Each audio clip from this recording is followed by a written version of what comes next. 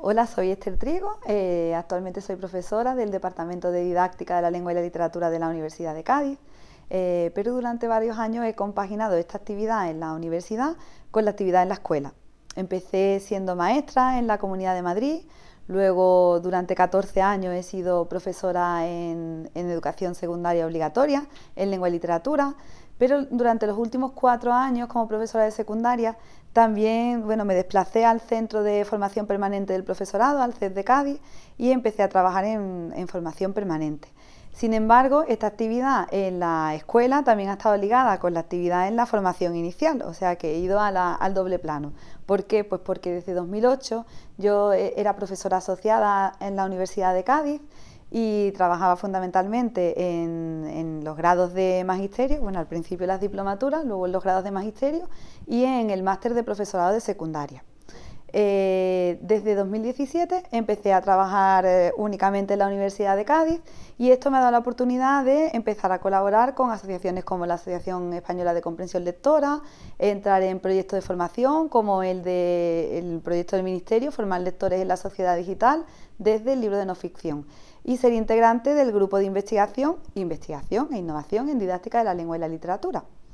Bueno, pues un poco esa soy yo y vamos a empezar a desarrollar esta ponencia. ¿En qué consiste? Pues nosotros vamos a tomar como excusa o como antecedente los resultados del informe TIMSS recientemente publicado en diciembre de 2020 y a partir de ahí vamos a ver muy rápidamente, desde una visión muy aérea, solamente para situarnos en lo que vamos a hablar. Un poquito los resultados y en qué lugar queda España y qué reflexiones sacamos a partir de eso e inmediatamente pasaremos a ver estrategias que se puedan llevar ustedes al aula para empezar a ponerlas en práctica desde mañana mismo. En principio hablaremos de los proyectos lingüísticos de centro como paraguas que recogerá fundamentalmente 3 estrategias. Primero, el desarrollo de la lectura intensiva como estrategia desde todo un centro, no desde el aula, sino desde el centro en completo. Después, el trabajo con los libros ilustrados de no ficción. Y por último, el trabajo también en la familia con juegos de mesa. Bien, comenzamos. ¿En qué consiste TIMSS? TIMSS es el Estudio Internacional de Tendencias en Matemáticas y Ciencias. Es una prueba, como ustedes saben, de alto prestigio internacional, en la que participan 58 países. En concreto, en España han participado 950 estudiantes de todas las comunidades autónomas. En total son 500 centros los que se han elegido de educación primaria, porque en TIMSS se mide primaria y secundaria, sin embargo, España solamente ha participado en la parte de primaria. Mide el conocimiento en matemáticas, en números, en medidas, en geometría y en datos. Y en ciencias de la vida, ciencias físicas y ciencias de la tierra. ¿Qué tipo de preguntas se hacen en esta prueba? Preguntas muy sencillas del tipo: Pepito tiene 50 caramelos y lo quiere repartir entre 4 amigos. ¿Qué tipo de operación utiliza? O, por ejemplo, Manuela está mirando la frecuencia del tráfico que hay en su calle y está apuntando los coches que pasan por la calle durante la semana. ¿Cómo hace el gráfico? ¿Qué se pone en un eje? ¿Qué se pone en otro eje? O desde el punto de vista de la ciencia, se pone a lo mejor una fotografía de un pato mecánico y un pato vivo y una serie de características y se le dice al estudiante a qué característica está asociada, a qué animal está asociada esta característica, al mecánico, al vivo o a los dos. Por ejemplo, se mueve, necesita alimentarse, en fin, cuestiones así. O por ejemplo, dentro de la física aparecen 2 niñas, una tirando de una cuerda y otra tirando de una caja con una cuerda en un carrito. Y se pregunta, pues a cuál de las 2 le cuesta menos y por qué. Como ven, son preguntas muy sencillas, que tampoco tienen más complicación. Sin embargo, ¿qué pasa con los resultados? Pues que España está otra vez en el punto de mira, como con el informe PISA. Resulta que estamos situados en un nivel intermedio, rozando el bajo, a excepción de Castilla y León, La Rioja, y este año se une también el Principado de Asturias. Son comunidades a las que tenemos que felicitar porque destacan positivamente. Sin embargo, no terminan estando situadas en el nivel alto, sino que siguen situadas en un nivel medio. Bueno, de alguna manera tenemos que ponerle remedio y eso es lo que vengo yo a contarles. ¿Cómo podemos hacer dentro de los centros escolares y dentro de la familia para intentar mejorar esa comprensión lectora? Porque una de las causas fundamentales de estos bajos resultados es la competencia lectora de los estudiantes. Entonces, yo estoy convencida de que trabajando en el comportamiento lingüístico de nuestros estudiantes mejoraremos el rendimiento en todas las áreas. Decía Wittgenstein que los límites de tu lenguaje son los límites de tu conocimiento. ¿Y qué ocurre? Pues que sí, que si tú no tienes bien andamiada la competencia lectora, la competencia lingüística en definitiva, no puedes transmitir todo el conocimiento, ni siquiera acceder al conocimiento que necesitas. Y de ahí surge una idea, la idea de los proyectos lingüísticos de centro. ¿Y qué es un proyecto lingüístico de centro? Pues un proyecto que parte de un supuesto. Y el supuesto es que un centro es una concentración de medidas y de proyectos y de actuaciones, pero que a veces no están todo lo bien coordinadas que deberían. Entonces, un proyecto lingüístico de centro es esa estrategia que viene a poner en orden y a coordinar horizontal y verticalmente todas las acciones que se hacen en favor de la visibilización de las lenguas. Dentro de la competencia lectora hay multitud de estrategias que se pueden desarrollar, por ejemplo, poner en orden los planes lectores o trabajar desde, como yo les voy a contar, desde la lectura intensiva. Si quieren, por ejemplo, ver ampliar información sobre los proyectos lingüísticos de centro, tienen una amplísima información en el portal PLC Andalucía. Simplemente clicando en Google lo verán y verán que hay materiales, estrategias, incluso cursos online en abierto, o sea, que se pueden documentar muy bien. De todas maneras, también pueden contactar conmigo siempre que lo deseen y les voy contando. Bien, como les decía, la lectura intensiva es una estrategia que yo vengo poniendo en marcha en la formación permanente del profesorado, en la que trabajo con mi compañero Manuel Romero Oliva, que además es también el investigador principal de mi proyecto, de mi grupo de investigación. Y bueno, los dos hemos ido formando a centros, asesorando a centros para que vayan haciendo su proyecto lingüístico de centro. Empezamos siempre organizando la competencia en comunicación lingüística, trabajando todas las destrezas, y la lectura intensiva nos ayuda precisamente a eso. ¿Por qué? Pues porque partimos de textos muy pequeñitos, con un léxico muy básico. ¿Para qué? Pues para que los estudiantes puedan sentir que tienen éxito en la actividad, ¿vale? Y estén todos incluidos, porque si partimos de un léxico muy elevado, puede haber alumnos que se nos desenganchen desde primera hora. Entonces, textos pequeños, con un léxico básico, y vamos trabajando con los alumnos desde la primera lectura expresiva por parte de los docentes como modelo, porque aquí lo más importante de todo es la mediación, ¿vale? La figura de cómo el docente es capaz de llevar al aula el texto. Y hay una serie de pasos que vamos nosotros poniendo en marcha para trabajar. Lo primero es presentarle a los chicos y a las chicas el texto, explicarles, anticiparles un poquito, ponerlo en conexión con sus vivencias, con sus ideas previas, con sus conocimientos.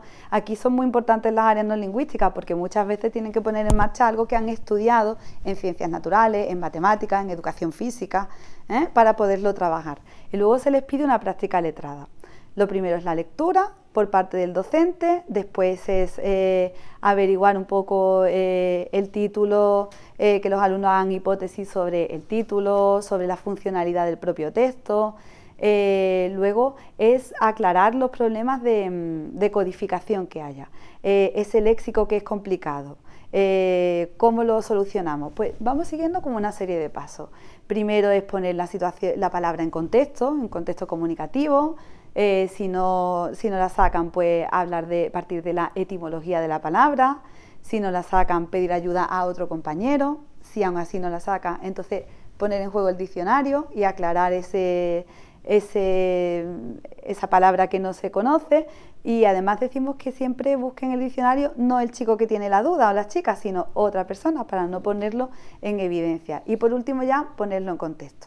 Luego asegurarnos de que los alumnos comprenden de manera global el texto, haciendo un resumen oral, haciendo la secuenciación de las ideas que tiene el texto, desde la idea principal, luego a continuación, seguidamente y finalmente. Como ven, esto también los va andamiando para que luego puedan escribir. O sea, lo que vamos haciendo de manera oral y van ellos leyendo, pues luego pueden transmitirlo de una manera mucho más efectiva al papel. Luego hacemos también, ya una vez que hemos garantizado que ellos han comprendido el texto, hacemos dinámicas de lectura compartida. Un alumno va leyendo, los ponemos en grupo, un alumno va leyendo y los demás pues tienen que explicarle lo que ha leído, y luego hay otra persona más que hace como de juez diciendo si es cierto o no es cierto lo que ha leído. Luego, por ejemplo, buscamos la inferencia textual y extratextual, conversamos sobre lo que hemos leído y ya estamos en disposición de hacer una práctica letrada, que puede ser, por ejemplo, a partir de un pequeño libro sobre un niño que está preparando la maleta para una excursión al día siguiente. Podemos terminar hablando del medio ambiente y podemos terminar haciendo las instrucciones para hacer un bidón de basura para reciclar, por ejemplo. Otra estrategia, los libros de no ficción. ¿Y por qué los libros de no ficción? Pues los libros de no ficción, desde nuestro punto de vista, son muy importantes para desarrollar un proyecto lingüístico de centro, porque muchas veces decimos proyecto lingüístico y nos ubicamos en el área lingüística, en el profesorado de lengua. Pero ¿qué pasa con el de educación física? ¿Qué pasa con el de música? ¿Qué pasa con el de matemáticas? Y el de ciencias naturales. Entonces, son una buena manera para enganchar y para hacer que ellos integren en su práctica diaria la lectura. Los libros de no ficción tienen muchas características. Son libros que fomentan la curiosidad, que simplemente dan pinceladas sobre un tema y el estudiante pues, puede acudir a otras fuentes para ampliar información. Son libros que son muy bonitos visualmente, están bien ilustrados, bien organizados, y su lectura se parece muchísimo a la lectura en red. Bien, pongamos un ejemplo. Este se llama El gran libro de los bichos. Por ejemplo, viene avalado porque está escrito por una botánica, Val Sommer, ¿no? Entonces, siempre pues se trata de la ciencia, cómo se divulga y llega a los jóvenes. Como ven, un libro que está organizado con su índice temático. Cada página está destinada a un tópico diferente. Los insectos, los bichos, se propone un juego, y a partir de aquí pues los alumnos pueden ir bajo la mediación adulta, aprendiendo y profundizando sobre un tema. A partir de este libro se pueden realizar proyectos de formación que partan del aula de ciencias, pero que luego pues se trabajen desde lengua, desde diferentes asignaturas, ¿vale? Son libros, o por ejemplo Un mundo asombroso, que también son pinceladas de muchos temas. Por ejemplo, de los tipos de anatomía, o por ejemplo de la estructura del átomo, o de la estructura de las nubes, de la anatomía de la bicicleta. Y claro, a partir de esta lectura, pues muy secuenciada, los alumnos pueden ir trasladando esta manera de leer a la manera de leer en red. Y trabajando la lectura de libros de no ficción, se fomenta también la lectura crítica, la discriminación de la información veraz con respecto a la que no lo es, el estar avalado por alguien que sabe y que me puede contar bien lo que estoy aprendiendo. Se puede fomentar el que los alumnos puedan ir contando lo que han aprendiendo, trasladando al papel, realizando otro tipo de actividades a partir de lo que incluso actividades como jugar con los medios audiovisuales, realizar reportajes, documentales. La verdad es que se abre todo un mundo. Nosotros estamos trabajando ahora mismo con varios centros en los que estamos poniendo en marcha una cartografía de libros de no ficción desde educación infantil hasta sexto de primaria, y estamos seleccionando libros para las diferentes asignaturas. Y ya por último, podemos hablar de los juegos de mesa. ¿Y por qué hablo de los juegos de mesa? Pues no porque sea un antojo para mí, sino porque leyendo el informe TIMSS vemos que una de las variables más importantes en el cuestionario que se hace de contexto a la familia es precisamente qué tipo de juegos se practican con los niños, si cuando se está cocinando se cocina con los niños y se pesan los alimentos, se leen las etiquetas de los productos, se hacen cálculos para hacer recetas, si la familia suele leerle cuentos a los niños o recapitular lo que ha hecho en el día, o tener pues juegos de mesa. Entonces les pongo una serie de ejemplos. Aquí tenemos juegos como Spoiler, los países de Europa, las tablas de la aventura de las tablas, el Pixel de Tangram, que simplemente dedicando un ratito a la semana a jugar con nuestros hijos o dentro del aula, teniendo una batería de juegos dentro de la biblioteca escolar, que no nos olvidemos que la biblioteca no es solo un lugar donde debe haber libros, sino es un espacio de enseñanza y aprendizaje, y en él, por supuesto, tienen muchísima cabida los juegos de mesa. Entonces, no estamos perdiendo el tiempo cuando estamos jugando, estamos ganando el tiempo, porque los alumnos de una manera distendida y lúdica están fomentando la atención, la comprensión lectora, aprendiendo sobre la geometría, y la verdad es que se abre también un mundo de posibilidades que tenemos que irnos planteando dentro de la escuela, que muchas veces estamos obsesionados con el temario, los contenidos, y realmente los contenidos sirven para una cosa, al final para olvidarte de ellos, ¿no? Porque el saber, bueno, pues lo podemos encontrar en diversos lugares a lo largo de nuestra vida, y además va a ir viniendo a nosotros una y otra vez. Lo importante es aprender bien, aprender ese proceso, aprender haciendo, y de manera que sea significativo todo lo que se hace dentro de la escuela. Muy bien, quisiera agradecer a la Asociación Española de Comprensión Lectora, a Leo Bien y a la editorial EDB por la oportunidad que me han dado de transmitirle una parte de mis experiencias y avatares profesionales. Si quieren contactar conmigo y ampliar información, en este email estaré encantadísima de atenderles. Muchísimas gracias.